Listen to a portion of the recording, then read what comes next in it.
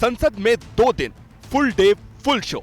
आज हम ये संशोधन लेके नहीं आते तो जिस सदन में हम बैठे हैं, ये पार्लियामेंट बिल्डिंग, इसको भी क्लेम किया जा रहा था। ये बिल सिर्फ एक विशेष समुदाय के जमीन पर इनकी नजर है, कल दूसरे समुदायों के जमीन पर इनकी नजर जाएगी। वक्फ बिल पर आधी रात तक चर्चा। संसद का कानून है, सबको स्वीकार करना पड़ेगा। कुल 107 वक्ता और 26 घंटे चर्चा। वक्फ बोर्डों ने भू माफियाओं की तरह काम किया है। लोकसभा में 13 घंटे लगातार बहस। उनको फाड़ता हूं, ये अनकॉन्स्टिट्यूशनल है सर। राज्यसभा में भी 13 घंटे नॉनस्टॉप। हम मुसलमानों को नहीं डरा रहे हैं, आप डरा रहे हैं। वक्फ बिल पर देश की संसद ने ओवरटाइम किया। जितने भी किंतु परंतु थे, सब पर बात की।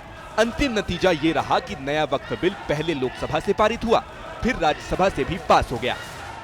पक्ष में 288, विपक्ष में 232। प्रस्ताव स्वीकृत हुआ और विधेयक यथा संशोधित पारित हुआ। आइज 128,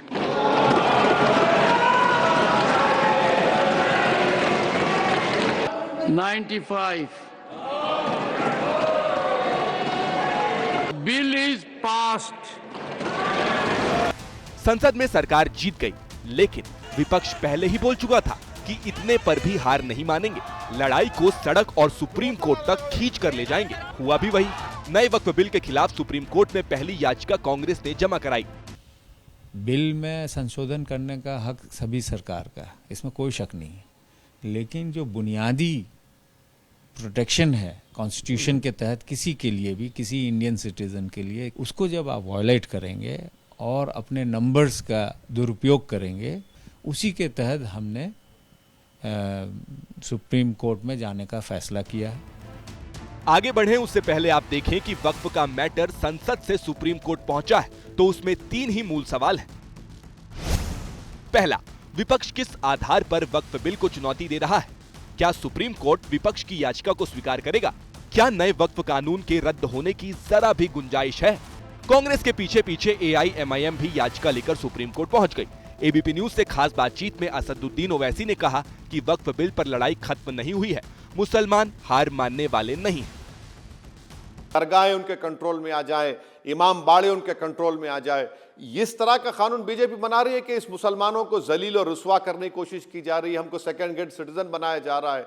हिटलर के जमाने में ऐसी होता था, यहूदियों की इबादत गाहों को निशानदेही की जाती थी, उसको बंद कर दिया जाता था। तो यही काम हो रहा है। और आप प्रैक्टिसिंग मुसलमान का मतलब क्या है कि किरण रिजिजू की तरह वो क्लीन शेव हो या ओवैसी की तरह दाढ़ी हो?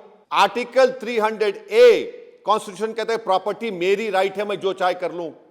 आर्टिकल 14 का वायलेशन, इक्वालिटी का वायलेशन है, 15 का वायलेशन है। सवाल यह है कि सुप्रीम कोर्ट तो है, मगर नुकसान कितना होगा जब आप मस्जिदों को बोल देंगे ये गवर्नमेंट प्रॉपर्टी है, जब आप मस्जिदों को बोल देंगे कि नहीं सिर्फ प्राचीन मंदिरों की हिफाजत होगी, मस्जिदों की नहीं होगी, तो कितना बड़ा नुकसान होगा। प्रस्ताव स्वीकृत हुआ और विधेयक यथा संशोधित पारित हुआ।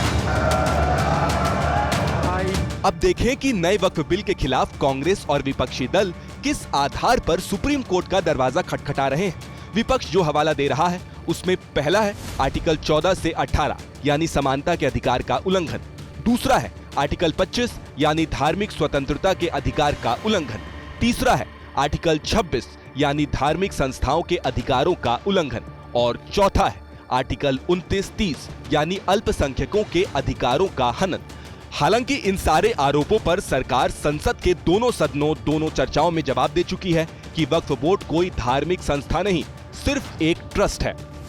वक्फ एक अरबी शब्द है, एक प्रकार का चैरिटेबल एंडोनमेंट है। इसमें दान देता है, वो शब्द का बड़ा महत्व है। दान उस चीज का ही कर्ज किया जा सकता है जो हमारा है। सरकारी संपत्ति का दान मैं नहीं कर सकता। सुप्रीम कोर्ट संविधान का संरक्षक है। वो सुनिश्चित करता है कि संसद जो कानून बना रही है उसमें कहीं संविधान का मूल ढांचा तो नहीं बदला जा रहा। ऐसा दिखने पर ही वो उसे रद्द करता है, वरना नहीं।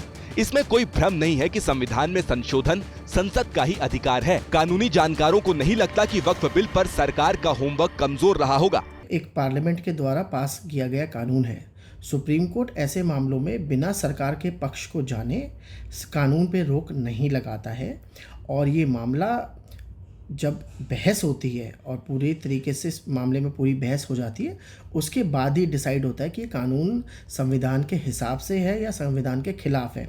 तो कानून पे रोक लगाना पहली सुनवाई में बहुत ही मुश्किल होता है। हालांकि अतीत के पन्ने पलटें तो ऐसे मामलों में विपक्ष को सुप्रीम कोर्ट में ज्यादातर हार का मुंह देखना पड़ा है। इलेक्टोरल बॉन्ड स्कीम 2018 को चुनौती दी गई, सुप्रीम कोर्ट ने फैसला दिया, सरकार का फैसला रद्द कर दिया। अनुच्छेद 370 को खत्म करने के फैसले को चुनौती दी गई, जिसे दिसंबर 2023 में सुप्रीम कोर्ट ने बरकरार रखा था।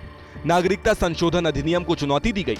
मार्च 2024 में सुप्रीम कोर्ट ने CAA नियमों पर रोक से इनकार कर दिया। 3 तलाक विधेयक 2019 को चुनौती दी गई। जनवरी 2025 में सुप्रीम कोर्ट ने संवैधानिकता पर सुनवाई शुरू की। चुनाव संचालन नियम 1961 में संशोधन को चुनौती दी गई। फरवरी 2025 में सुप्रीम कोर्ट ने केंद्र को नोटिस जारी किया।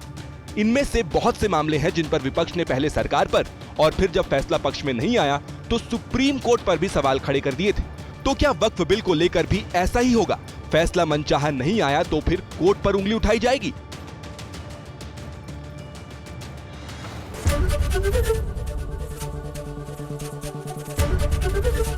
ABP गंगा, खबर आपकी, जुबान आपकी।